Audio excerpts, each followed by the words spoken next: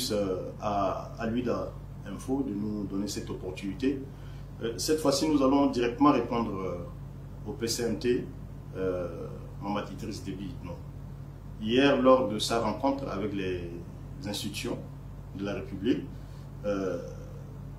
il aurait tenu cette déclaration que nous avons tous lue à la presse, comme quoi, juridiquement, il n'est pas obligé d'organiser un dialogue, mais c'est sa conscience qui l'interpelle à le faire. Bon, moi je me pose cette question. Il s'agit de quel droit? Un droit successorial et familial ou un droit constitutionnel? Mais puisqu'il s'agit d'une république, c'est un droit purement constitutionnel.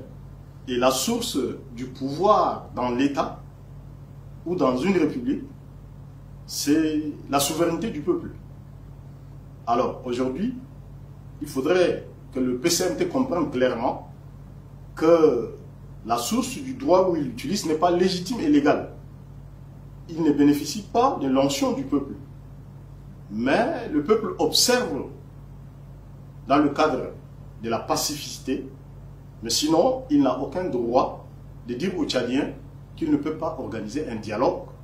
Alors, il justifie ça par le droit. Si c'est le droit du CMT, c'est un droit illégal et illégitime. Et s'il s'agit d'un droit constitutionnel, c'est qu'il y a ce qu'on appelle la notion de la dévolution constitutionnelle du pouvoir, qu'il a violé d'ailleurs le 20 avril, en sortant à la télévision avec un autre groupe de personnes, pour nous dire qu'ils prennent le pouvoir pour trois choses. Maintenir l'ordre, organiser un dialogue et la sécurité du peuple tchadien. Mais là également, en 15 mois, nous découvrons tout à fait le contraire. Il y a eu des Tchadiens tués à Abéché, à Sandana, à Berem, un peu partout.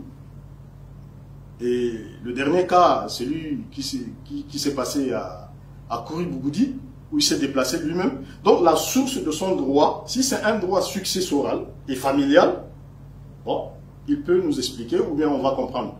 Mais puisqu'il s'agit d'un droit constitutionnel et qui est attrait à la dévolution constitutionnelle du pouvoir, le respect de l'ordre constitutionnel qui a été violé le 20 avril à la suite de la mort tragique du maréchal, donc je crois qu'il a l'obligation d'organiser le dialogue. Sinon le peuple va prendre ses responsabilités.